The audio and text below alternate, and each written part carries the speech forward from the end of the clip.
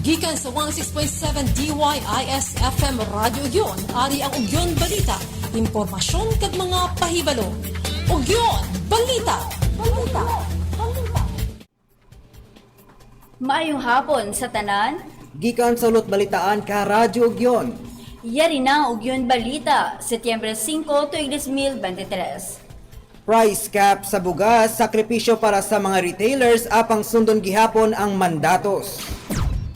396 ka mga rice farmers kag 52 ka corn farmers sa Santa Barbara na apektuhan ka Bagyo Guring. SB members sa Santa Barbara naghiwat ka Catmon tree planting kag gift giving sa indigenous people sa Barangay Talanghawan. Boy and Girl Official 2023 ginpakilala na. Duha ka wanted persons dakop sa kaso nga pagpangawat.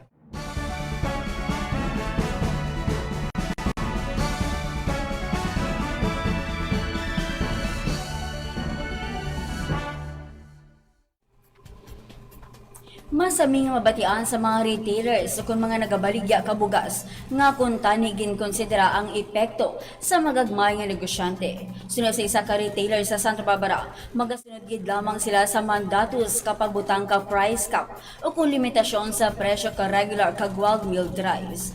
Apang kung tani ginmonitor man ang presyo kabugas sa dalagko nga kompanya. Kung sa rin antes ginpatuman ang rice ceiling, yara sa 49 pesos ang kada kilo ka ila regular, kag 52 ang well-milled rice. Yari yapayag. Magpasang presyo ta bra. Kasi monitor nila na yung area kag ang kinakuhaan ng mga bugas. At the same time kami nag-retail bigyan. Dito mamahalin sa mga tagpo ng mga kumpanya. Dapat karang namin ang tapnaon. Siyempre, ang mga tagpo itirain naman bisa. At least kung kami maka-adjust man kami ka presyo panaw. Samtang naman kay Marley Subando, dako ini nga sakripisyo tungod mahal pa ang presyo kag bakal nga sinako nga bugas. Sa kundiin, epektibo Setyembre 5 ginpatuman ang price ceiling sa bugas sa Executive Order No. 39 nga ginpagawa ni Presidente Bongbong Marcos Jr. sang Agosto 31. Price cap sa bugas sakripisyo para sa mga retailers apang sundon sa gihapon ang mandatos.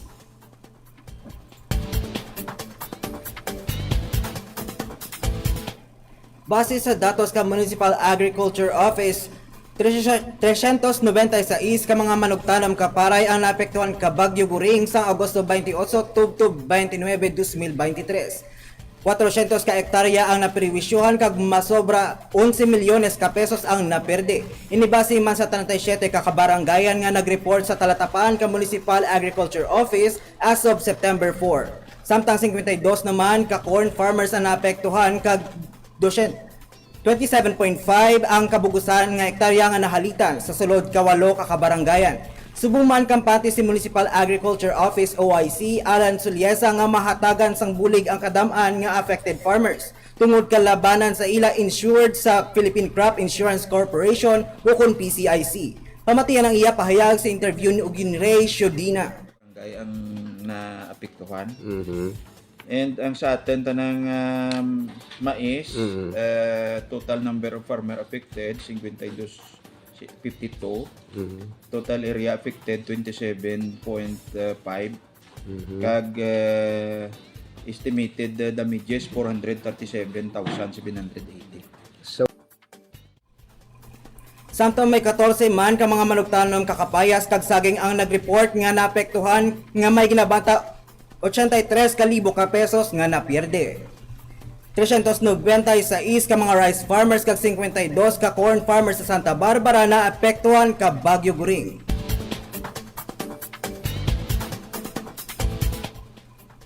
Nagpatigay nga ceremonial Catmon tree planting ang mga sangguniang bayan members Setyembre 5, 2023 sa palibot ka Victory Plaza. Inagud mangin prominente sa banwa ang Catmon tree, kag isa man ini ka pamaagi agud mapakita ang makakalikasan.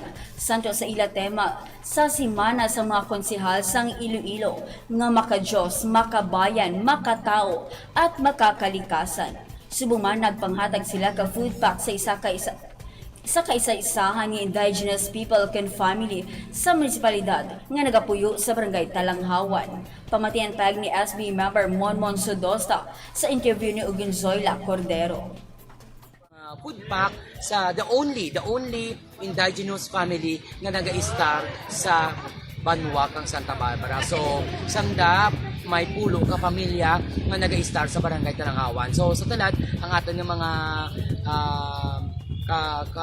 kabarangayan, tuyadan, and ang mga ati, tuyaron man mismo sa barangay hall. SB members sa Santa Barbara naghiwat kakatmon tree planting kag gift giving sa indigenous people sa barangay Talanghawan.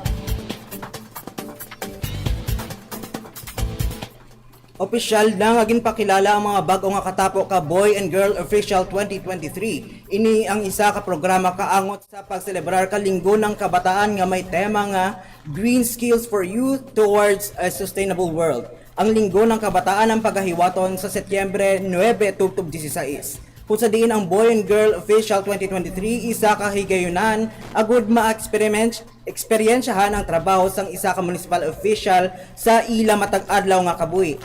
Kag ini sanday Marian Juliana L. Sugoan, counterpart ni Mayor Dennis S. Superficial, Princess Angela V. Sodaria, counterpart ni Vice Mayor Isabelo J. Makino, Fritz Rosen L. Cordero, counterpart ni Honorable Ramon Julius S. Sodusta, Lul Yesaret D. Octaviano, counterpart ni Honorable Neil S. Superficial, Valerie Ann S. Martizano, counterpart ni Honorable Christine Marie D. Robles, Meryl Amanda G. Zamora, counterpart ni Honorable Maria Salvacion Portia Makino, Christian Dominic O. Clamar, counterpart ni Honorable Crisanto C. Colada, Justin B. Lauricio, counterpart ni Honorable Charles Luigi S. Badon, Walter Fergus S. Dumanon, counterpart ni Honorable Timoteo M. Padilla, Merily Giselle S. Sorsano, counterpart ni Honorable Ramon G. Suliano, Julia Elise M. Sinuben, counterpart ni Honorable Larry P. D. Atras, kag Sam Joy B. Doholes, counterpart ni Honorable Clyde Y. Octaviano.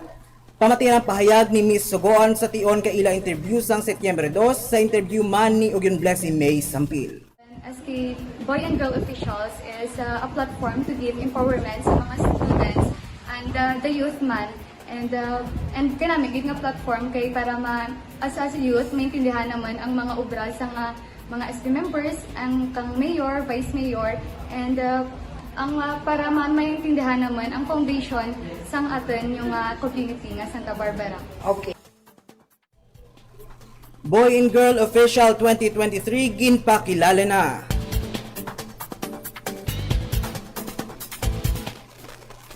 Dakop ang duha ka wanted person sa kaso nga pagpangawat sa barangay GMTD Santa Barbara sang Setyembre 4, 2023. Ini sanday Maudi Habana, 27 anyos, kabarangay Kadagmian Norte kag Jamari Gonzales, 45 anyos, kabarangay Talanghawan, ngalun sa may mga kaso nga pagpangawat. Ini paagi sa joint operations ka Santa Barbara Municipal Police Station kag First Iloilo Provincial Mobile Force Company. Duha ka wanted persons dakop sa kaso nga pagpangawat. Kag amoyado ang natipon nga balita subong adlaw. Tugtubuha sa parang nga oras kag istasyon. Sa DYIS FM 106.7, ini si Eliza Cordero. Kag ako si JJ Bordon. Maayong hapon. Kag mga pahibalo, nagikan sa Ugyon News Center.